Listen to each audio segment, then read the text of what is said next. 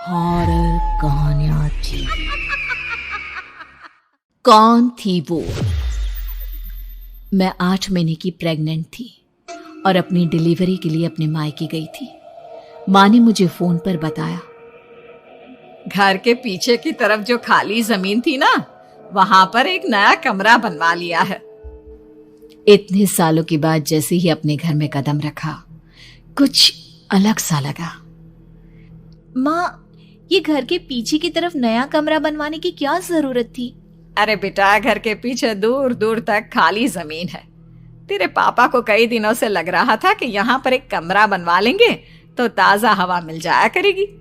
अब तो ये सब छोड़ और चल जल्दी से दूध पी ले। माँ, मैं थोड़ी देर में पी लूंगी, आप सो जाओ। मैंने दूध का गिलास उठाकर उस खिड़की में रख दिया।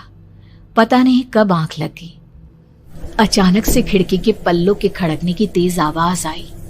दूध का गिलास धड़ाम से जमीन पर आ गिरा। जमीन पर गिरते ही दूध का रंग लाल हो चुका था। मैंने खिड़की से झांक कर बाहर देखा। चारों तरफ धुप अंधेरा था। उस अंधेरे की तरफ से कुछ आवाजें आ रही थी, जैसे छोटे बच्चे आपस में खिलखिलाकर मस्ती कर रहे हो।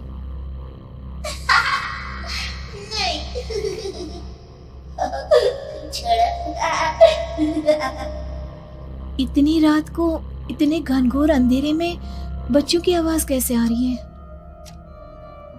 घड़ी में वक्त देखा तो ठीक 12 बजे थे। देखकर मैं सन्न रह गई। बुरी आत्माओं और भूतों की कई कहानियां मैं सुन चुकी थी। वक्त भी कुछ ऐसा ही था। ऊपर से मैं प्रेग्नेंट। सुना था कि ऐसे वक्त में अक्सर बुरी आत्माएं औरतों का पीछा करती है, तो क्या मेरे पीछे भी? पसीने से तरबतर बड़ी मुश्किल से, जैसे कांपते हाथों से मैंने उस खिड़की को बंद किया। जल्दी से जल्दी उस कमरे से बाहर निकलकर माँ के पास जाने के बारे में सोचा, लेकिन जैसे ही दरवाजे की तरफ पलटी, लगा कोई साया हवा की स्पीड से दरवाजे के सामने से गुजर गया। मेरे गले में अटक कर रह गई। मैं जोर से चीख कर माँ को बुलाना चाहती थी, लेकिन वो आवाज खुद मेरे कानों तक नहीं पहुंच पा रही थी। तो माँ तक कैसे पहुंचती?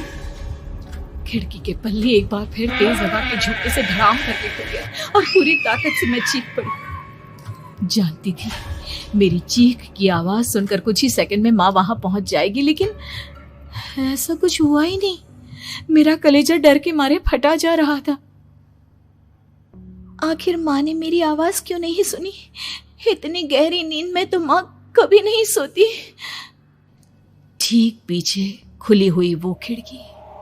मुझ में इतनी ताकत नहीं बची थी कि मैं पलटकर उस तरफ देख भी सकूं। हवा का एक सनसनाता हुआ झोंका उसी वक्त मेरे कानों से आकर टकराया। लगा जैसे किसी ने दबी हुई आवाज में धीरे से मुझसे कहा, चली जाओ यहाँ से। मैंने दोनों हाथ अपने कानों पर रख लिए और एक बार फिर ताकत लगाकर जोर से चीखने की कोशिश की। माँ! पापा! मेरी आवाज उस कमरे की दीवारों से टकराकर वापस मुझे ही सुनाई दे रही थी। जितनी ताकत के साथ मैंने चीखने की कोशिश की थी, कुछ ही देर बाद उससे कहीं ज्यादा तेज और दर्दनाक चीख मुझे सुनाई देने लगी। कि आवाज ठीक मेरे पीछे खिड़की से आ रही थी। वो आवाज मेरे कानों में पिघलते हुए लोहे की तरह गिर रही थी। उन आवाजों में हैवानियत थी। वो आवाजें किसी इंसान की नहीं है, इतना मैं समझ चुकी थी। कांप रहे हाथों से मैंने अंधेरे में कुछ ढूंढने की कोशिश की। तभी अचानक मेरा हाथ बेड पर रखी टॉर्च पर पड़ा।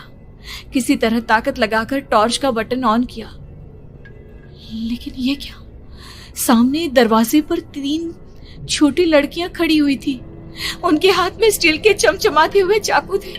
मैं घबराकर लड़खड़ाई और पीछे की तरफ हटी, लेकिन तब तक वो मेरे पास आ चुकी थी। उनकी गर्दन टेढ़ी थी और उनके हाथों के वो चाकू मेरे पेट को निशाना बनाने को तैयार। मैं जोर से चीखी, नहीं, छोड़ दो मेरे बच्चे को, मत मारो, मत मारो, छोड़ दो मेरे बच्चे को। सोनाली, क्या हुआ बेटा? तू इतनी डरी हुई क्यों है? उठ बेटा, क्या हुआ? हड़बड़ाकर मैंने अपनी आंखें खोली। देखा तो दिन निकल आया था। माँ मुझे जगा रही थी। मेरा चेहरा पूरा पसीने से लथपथ था। क्या हुआ बेटा, तुमने कोई बुरा सपना देखा क्या? मैं अभी तक अपने पूरे होश में नहीं थी।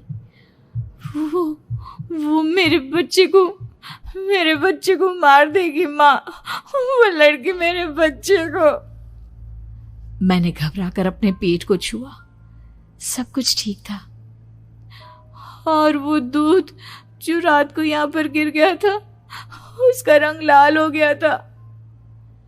माँ ने हंसते हुए दूध का गिलास मुझे दिखाया। तुमने दूध पिया ही नहीं, पूरा का पूरा ऐसे ही रखा हुआ है। तुमसे कहा था ना सोनाली, सेहत के लिए लापरवाही ठीक नहीं बेटा। लेकिन मैंने तो सब कुछ अपनी खुली आंखों से देखा था। ये सपना कैसे हो सकता है?